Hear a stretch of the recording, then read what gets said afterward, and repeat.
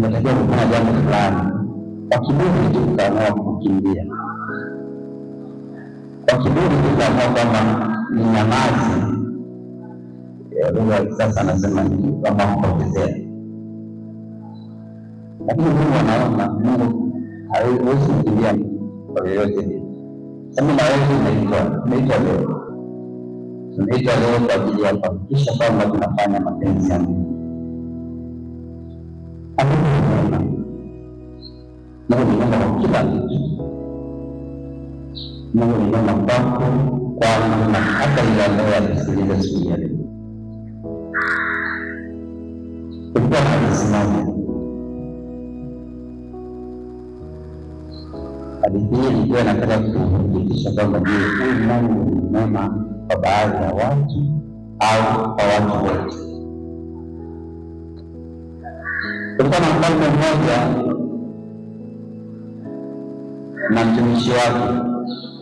Hao walikuwa marafiki na walikuwa na taratibu za kwenda mawindoni, kwenda kulinda wanyama. Sasa kulikuwa na ushani mkubwa kati ya yule mtumishi na yule mfalme. Mfalme alikuwa anajua kwamba yeye kwa sababu ya nafasi yake, kwa sababu ya wake, basi hata Mungu atakuwa mwema kwake zaidi kuliko huyu mtumishi. Siku moja wakaondoka wakaenda mawindoni pole. Walipofika kule, bahati mbaya akatokea mnyama mkali. Sasa katika kukutana za kuomba kujiokoa, bahati mbaya yule mfalme akakatika kidole kimoja.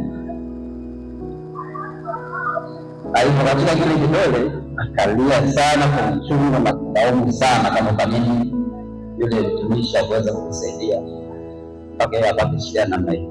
Wakarudi nyumbani. Waliporudi nyumbani, mfalme akaamuru yule mtumishi awekwe ndani, afungiwe sela.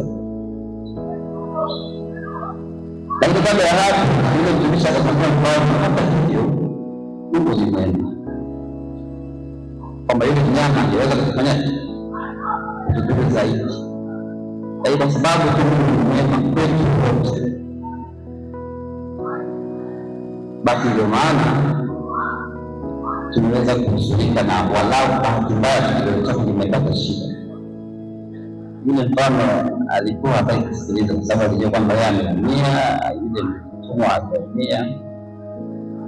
Basi ambaye akajaza akakaa ndani. Wakati mwingine basi akaondoka mfalme mwenyewe kwenda mawindoni. Wakati ule mtumwa alikuwa yuko ndani.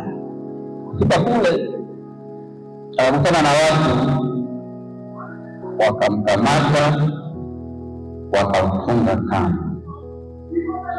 mikono na miguu wakambeba, wakampeleka mahali. Kumbe wale watu walikuwa ni watu wa kafara, walikuwa wametoa kafara ile mbaya.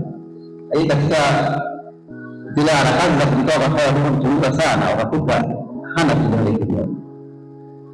Na taratibu kwa wale watu wa kafara lazima mtu awe kamili, awe hana shida. Basi akasema mfungulieni kwa sababu ana kazi na sisi. Alipofika nyumbani, akaenda kumfungulia yule mtumwa wangu kwamba kweli naanza kuamini kwamba Mungu ni mwema. Kwa nini kuchukua na kidole kimoja kumsaidia ili siwezi kufanya kutolewa kafara?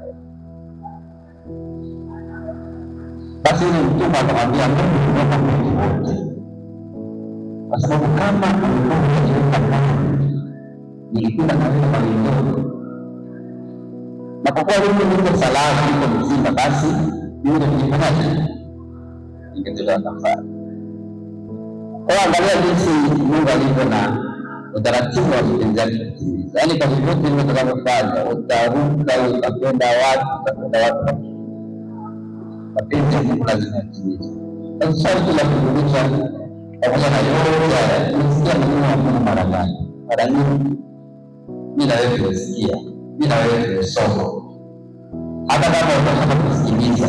Kuna wakati umepita mahali utakuta na Mungu anaongea, umesikia yote yale ni kwa ajili ya kuhakikisha kwamba mapenzi ya Mungu yanatimizwa. Sasa hivi hatua gani? Umefanya nini kuhakikisha kwamba mapenzi ya Mungu yanatimizwa? Kwa kiburi utaacha kufanya vile, na itakutokea kitu kibaya sana, kwa sababu hapa katika kitabu cha Hesabu sura ya 20 mstari wa 7 hadi wa 11 utasoma kwa kutoka ndani muda wangu uniruhusu sana.